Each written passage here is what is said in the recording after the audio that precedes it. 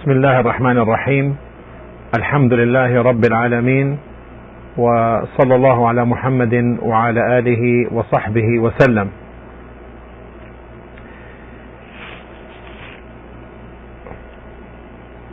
The topic is regarding the sixth pillar of iman, of faith, and that is the pre-decree of Allah subhanahu wa ta'ala.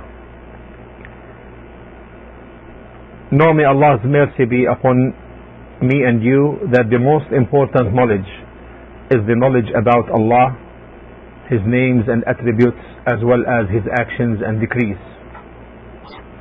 Whatever Allah decrees is all wise, all just, and has a purpose. And one of the great commands of Allah is to believe in Him, His angels, His books, His messengers, the last day, and Al-Qadr, it's good or bad, the pre-decree of Allah, which Allah has measured and ordained for all creatures according to His previous knowledge and as deemed suitable by His wisdom. The knowledge about this matter is the focal point of the Muslim's creed. People sought and still seek to know about this subject of faith. Some are reluctant, while others feel insecure when they attempt to understand this article of faith. Some introduce sayings and thoughts about this subject that do not adhere to what is in the Quran and the authentic Sunnah. Many, on the other hand, are lost and unable to comprehend anything about this matter of pre-decree. Since knowledge about the matter of Al-Qadr wal-Qadr, the pre-decree, is effectively linked to the names and attributes of Allah, His actions and ability to create, then the best knowledge about this article of faith can only be attained from the Quran and or from the teachings of the Prophet Muhammad sallallahu alaihi wasallam, who knows most about Allah. So the sayings of the Prophet sallallahu alaihi wasallam, also them, were best understood by his companions and those who followed their righteous path. This constitutes the righteous predecessor's way of understanding not only of Al-Qadr wal-Qadr, the matters of pre-decree, but of the whole faith. In light of this fact, I depended upon Allah and sought His help to speak about the Salaf's understanding of Al-Qadr wal-Qadr, and there inshallah we start. The meaning of Al-Qadr wal-Qadr. The linguistic and Islamic meanings of Al-Qadr and Al-Qadr are interrelated. The linguistic meaning of Al-Qadr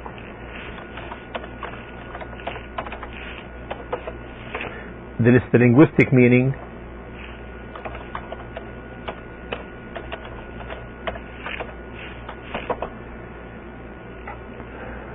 refers to perfect, commanding, decreeing, ruling,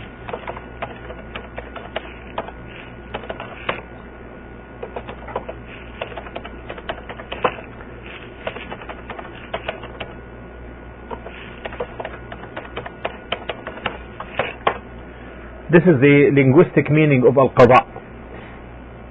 It means perfect, commanding, decreeing,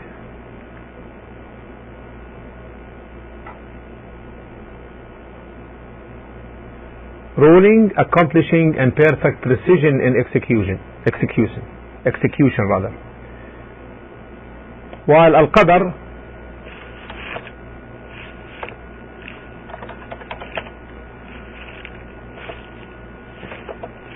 refers to setting, commanding, executing, and in due and precise proportions. The linguistic meaning of Al-Qadr refers to the setting, commanding, executing and encompassing in due and precise proportions. Now what the term Islamically, what is the meaning? Okay, this is the Islamic meaning of Al-Qadr. It's the ability of Allah.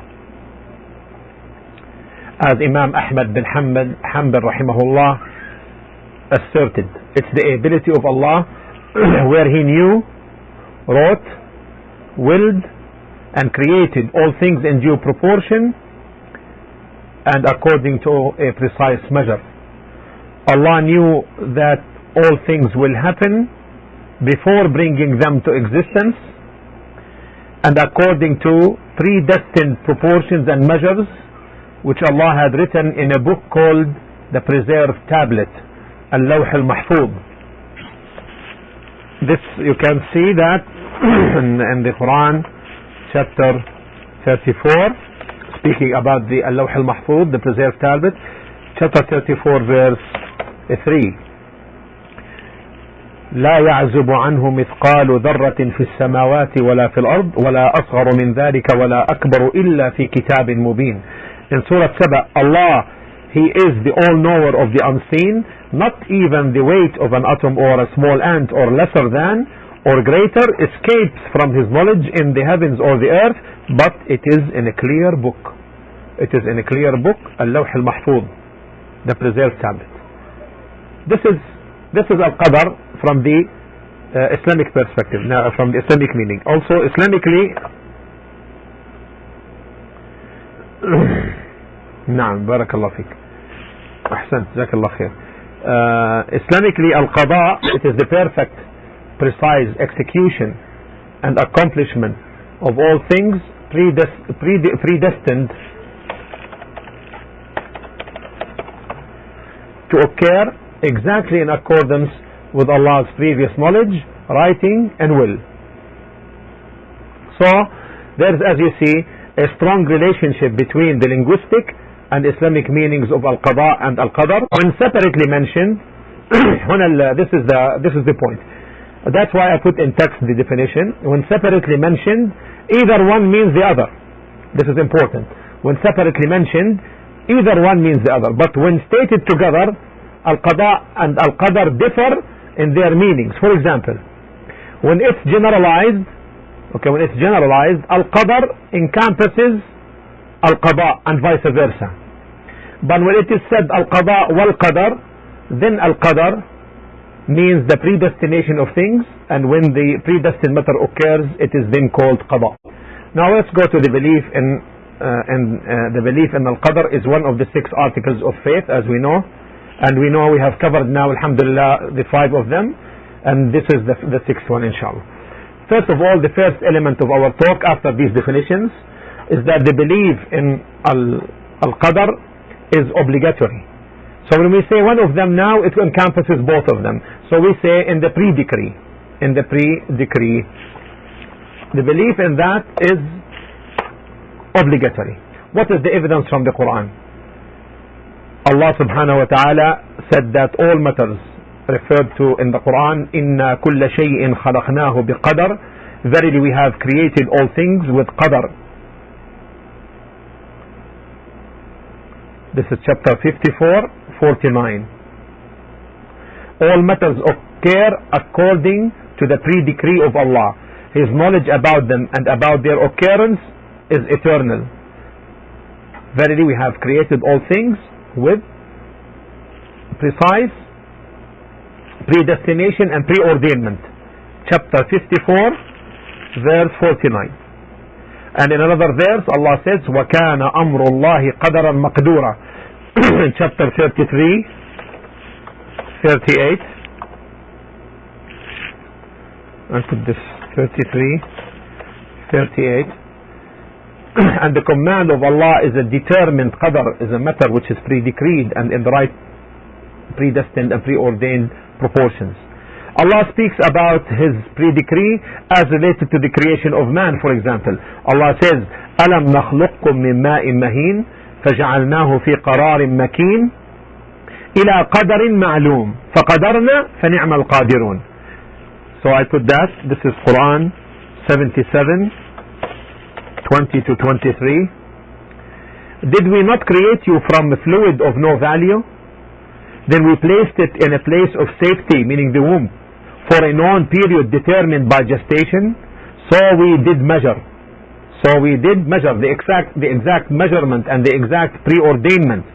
And we are the best to measure all things. Also we read in chapter 25 verse 2, وَخَلَقَ كُلَّ شَيْءٍ فَقَدَّرَهُ تَقْدِيرًا. He has created everything, subhanahu wa ta'ala, and has measured it exactly according to its due measure. These verses, as well as many other similar texts in the Quran, confirm the pre-decree of Allah and the belief in it. They explain that Allah's creation was given specific abilities according to specific and due measures and qualities.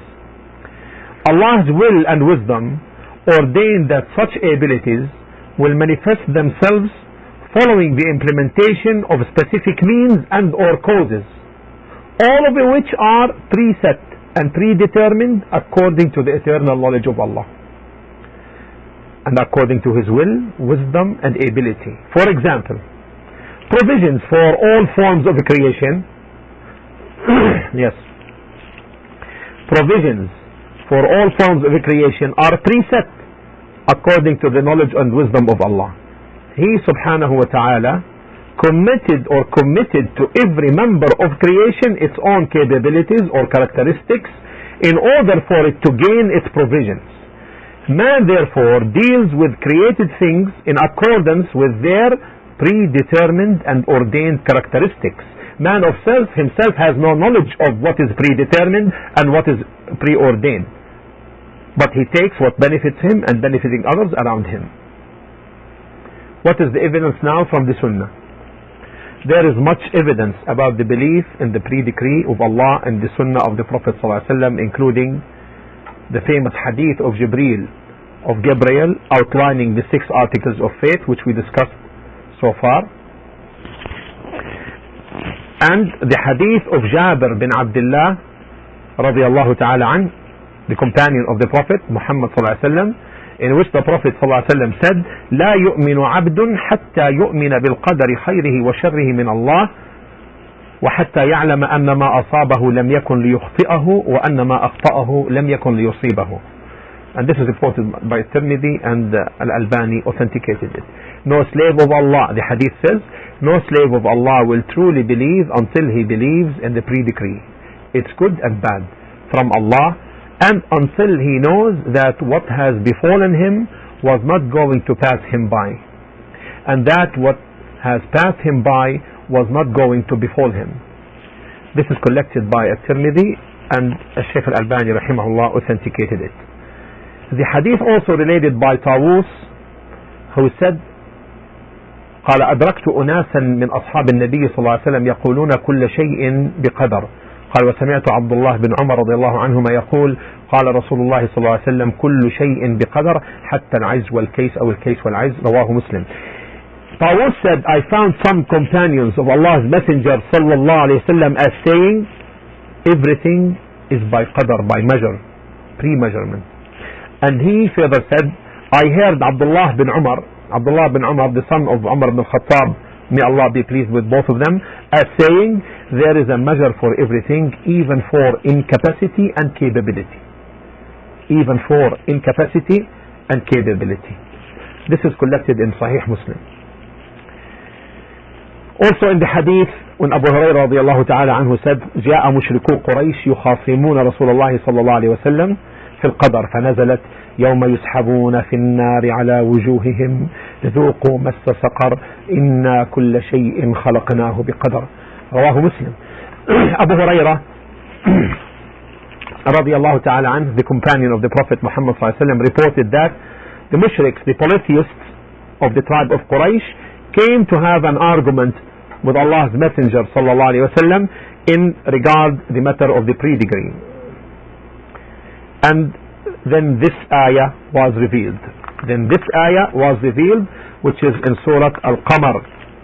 Surah Al-Qamar, and this is chapter 54, and the verse 48 was revealed. The day when they will be dragged in the fire on their faces, it will be said to them, taste you the touch of hell. Verily we have created all things with qadr, with divine preordainment of all things before their creation, as written in the books of decree, in the book of decree, Al-Lawh Al-Mahfuz, the preserved tablet. There are many other texts, both in the Quran and authentic Sunnah, which stand as clear evidence that the belief in the divine preordainment in Al-Qada wal-Qadr is obligatory upon every Muslim. When combined, the texts clearly show that there are specific ranks that explain the belief in the preordainment. These ranks are four. Here, this is the key to understand this matter. Here is the key to understand this matter. From the Quran and from the authentic Sunnah, all these evidences taken together clearly show that there are specific ranks that explain the belief in preordainment, and these ranks are as four. Sheikh Al-Islam Ibn Taymiyyah rahimahullah summarized these ranks in his famous book Al-Aqid Al-Wasitiyyah. And by the way, this book is translated into English. I will leave you with the name now, so I remember that it is in English, although it is not the best translation, but it should be good enough, inshallah. Al-Aqid Al-Wasitiyyah.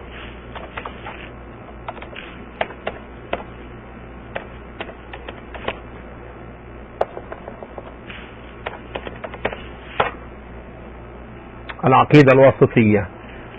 Aqidah means creed. Okay, Aqidah.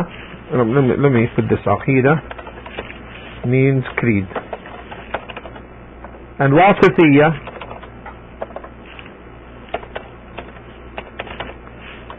comes from the term Wasit, which is a city in around the area, close to Syria from the Iraqi side. It's called Al-Wasit. So a man from Wasit came to Sheikh Al-Islam Ibn Taymiyyah, that his brother Abu Turab put his name exactly there, and this renowned scholar of Islam, who died in the year 728 after the immigration of Prophet Muhammad ﷺ. He came from the city of Wasit and asked Ibn Taymiyyah to put in writing the creed of Ahl Sunnah, of the people who follow the path of the Prophet ﷺ and his Sunnah. So he answered him, yes, Hijri. He answered him, and he wrote that summarized creed, and now, since then it has been explained thoroughly by the scholars of Islam after him. So in his book Al-Aqid Al-Wasitiyyah, he explained these ranks, and his student, the renowned scholar Ibn al-Qayyim al-Jawziyah, also explained them. These ranks are as follows. First of all, so let's write the ranks of Al-Qadr are four. Number one, Al-Ilm, knowledge. Al-Ilm, knowledge. Secondly, Al-Kitaba, which means the writing. Thirdly, Al-Mashi'a, which means the will. And then Al-Khalq, fourthly, Al-Khalq, which means the creation.